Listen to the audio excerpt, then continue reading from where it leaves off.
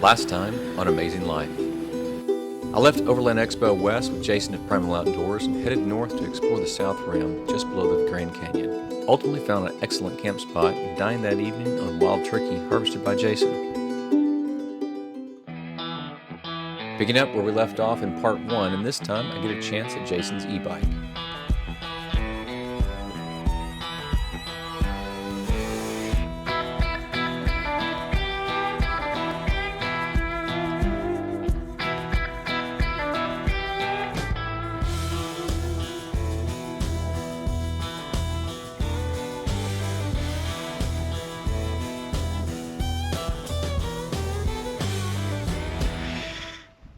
I wasn't going to talk about this, but I decided I probably should. I had a little bit of an accident this morning. The drone and I had a bit of a battle. He came out unscathed, except for some of my blood, but I did not. So I've got like these minor cuts all over me. It's kind of a long story. I was doing a time lapse on that side, so I didn't want to disturb the time lapse. So I launched the drone from the window inside the camper, and all that went fine. I've done that 100 times. Retrieving it, unfortunately, did not go as smooth. I still had filming I wanted to do, so I wanted to swap batteries, which meant I needed to land in my hand like I typically do. The problem was I couldn't seem to get the obstacle avoidance turned off, so it kept not coming toward me close enough so I could land. And as a result, it finally decided, okay, I'll go. And it did it at full speed, so it rushed me in the tent. And so I've got this angry bee inside the tent. Anyway, I finally got the battery out. It did not hurt the thing at all, which is almost annoying. I felt like I should have at least broken a blade or something, but I did not. Your hands bleed profusely, and so they're all like minor little cuts, you know, like little bitty cuts that they're nothing dangerous, but they bleed like crazy.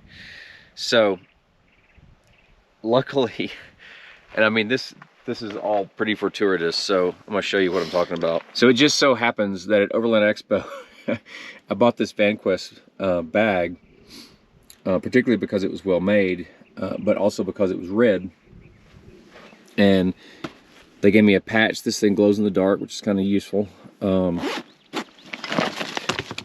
all the blood. Yuck.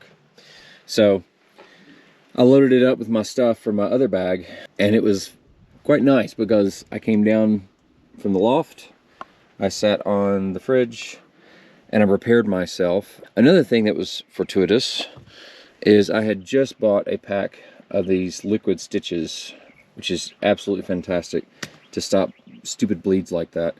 And so I was cracking that open and I got it taken care of. So again, have your stuff available, have it accessible. Had it been prior to that bag, which I had in similar location, but it was not organized near as well, I would have probably made even a bigger mess than I did. So anyway, kudos to VanQuest for doing that, for making that bag, and thanks for being at OX, so that I'd actually think to buy it. So, okay, so all my bleeding is over. I have not had coffee yet. It's pretty early this morning, and Jason ended up, he took a nice ride yesterday, and I was intending to take the bike ride after him, but by the time he got back, it was like the heat of the day, and so I decided I'd rather just wait until this morning, and it'd be a lot more enjoyable ride. So I guess that's it. It's coffee time.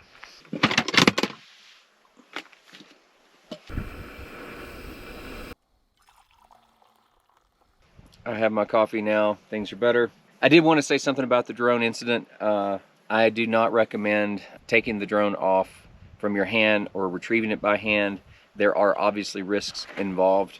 Typically, I'll land the drone on the hood of my Jeep, something like that. I almost always take off by hand. I don't like doing it on the ground because it's powdery dirt and it just gets dirt in the motors when from the prop wash, and I just don't like doing that. And then also I rarely have a mat available to throw out for it to land on or take off from. So that's some of the reasons why I do what I do, but I'm not advocating that as a practice. Know the risks. You know, this is kind of the typical risks, or just minor cuts and stuff.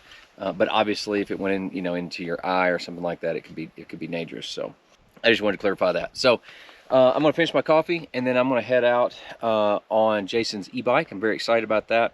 It's a mid motor, so it actually gets to benefit from the gearing. It's pretty spirited. So I rode it just for a moment yesterday, and yeah, it's pretty spirited. So I'm looking forward to that. It's got massively large tires, and in fact the front tire, or the tires on this thing are almost the size of my front tire on my motorcycle. So it should handle this type of terrain really, really well. So anyway, I'm gonna get some shorts on, finish this coffee up. I'm gonna get some shorts on and go take the e-bike for a spin. Let's go.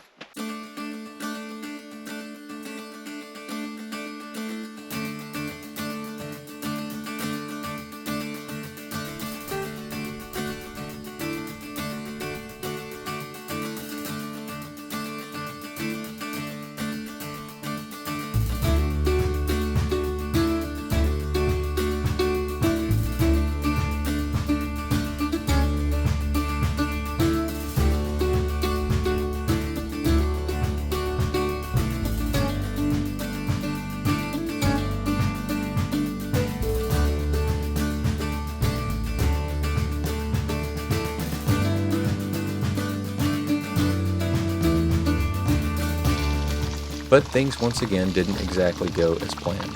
As usual, I messed around and let time get away from me and got hungry, so decided to eat with Jason before heading out on the bike. I decided to cook some beer broths with a side of baked beans before heading over to Jason's camp.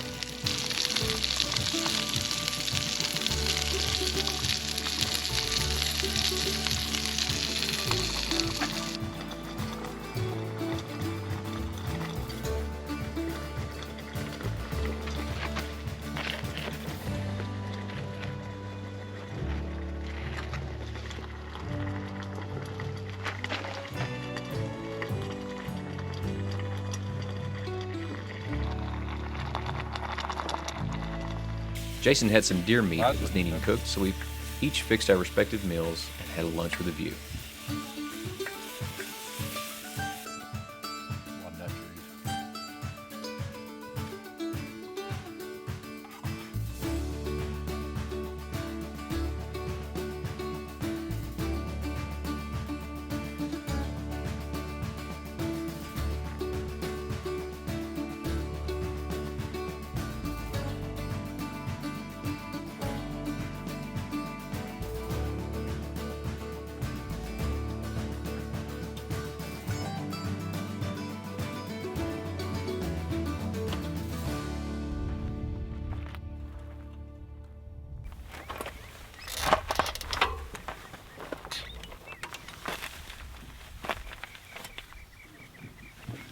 Jason mentioned that since this thing doesn't have a chain guard, it's pretty easy to grab your cuffs.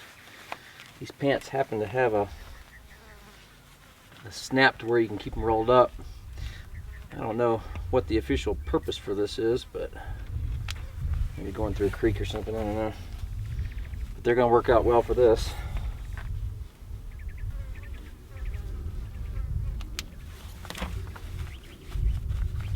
Now I'm rocking capris. Alright, here we go.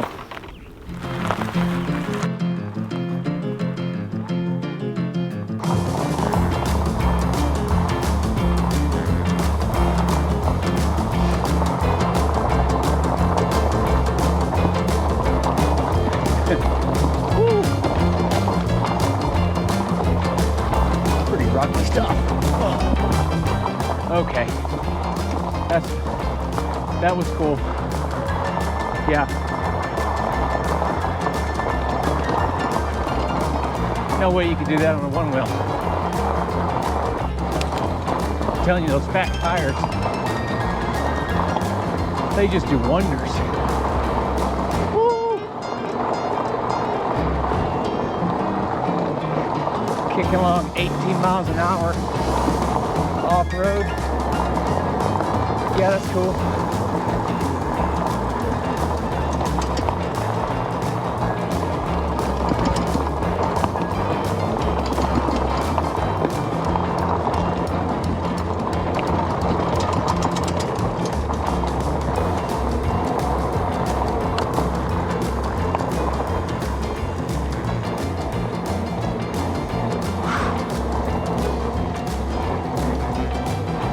Still get a workout if you really want to push it, but you get to go so much faster.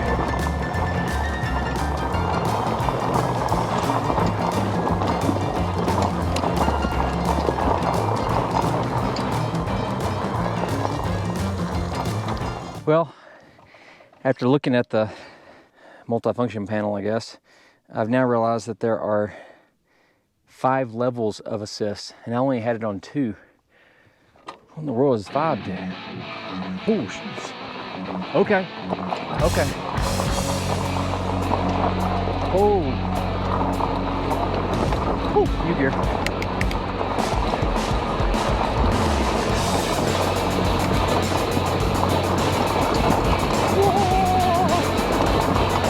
What?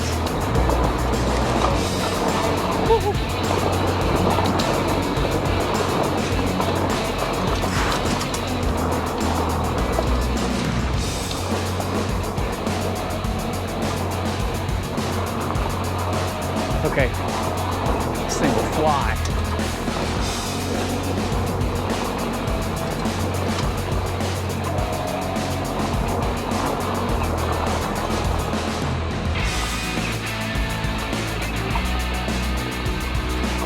I was going 25 and I don't think I was even helping much.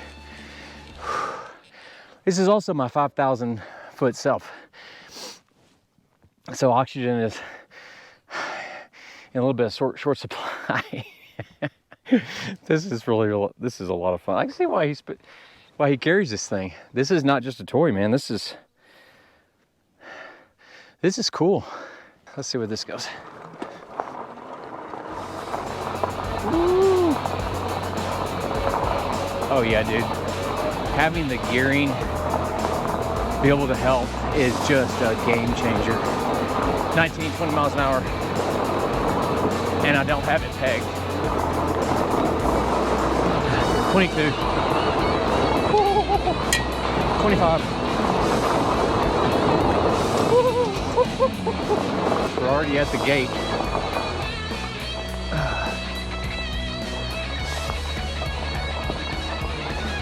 You go faster on this than you can in the Jeep off-road. It's like the Mojave edition.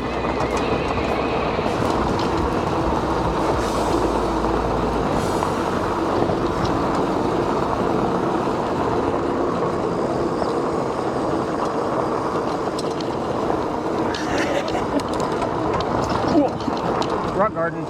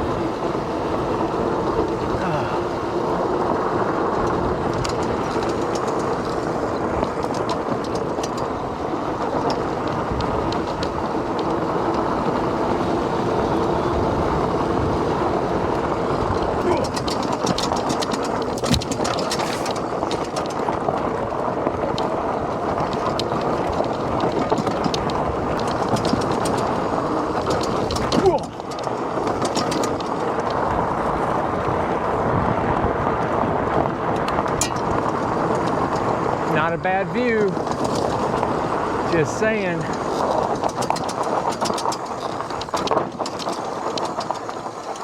Not a bad view.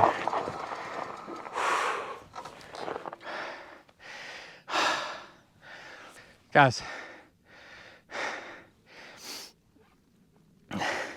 this thing's a ton of fun.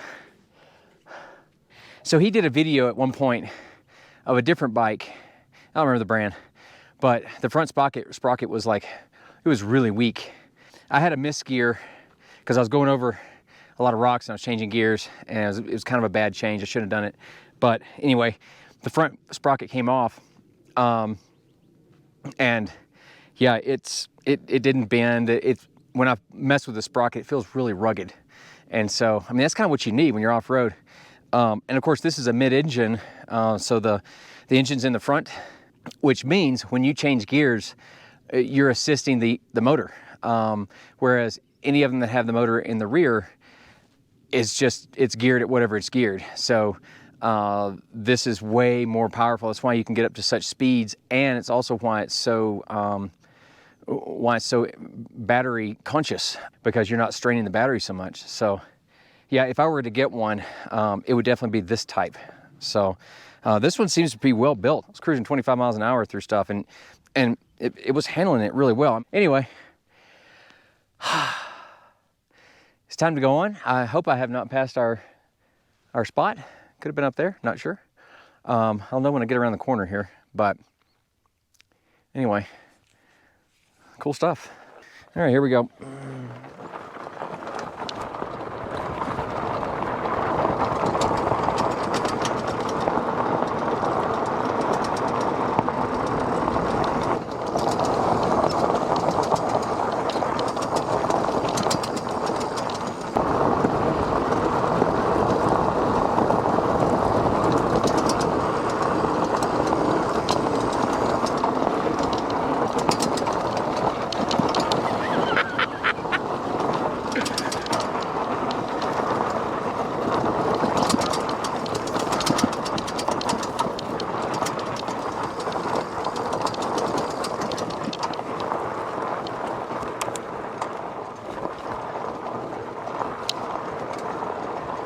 Ooh, this is a cool spot too. Yeah, that's cool. Get a little closer to that gorge.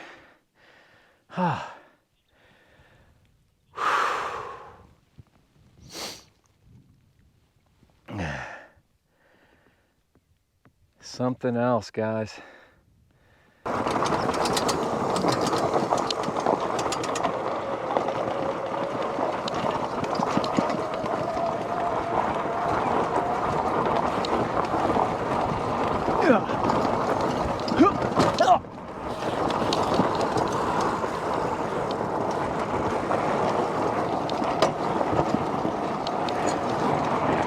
Uh-oh.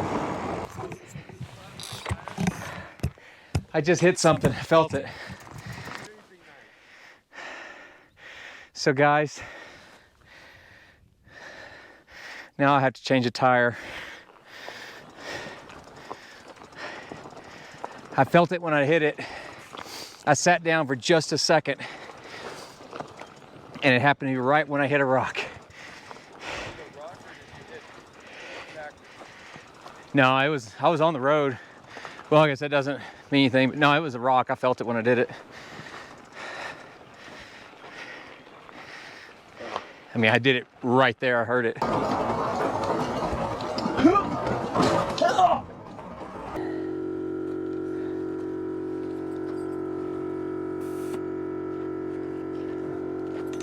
See what happens when Yeah. I try to put air in it.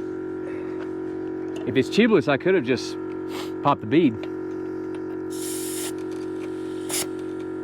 Nope.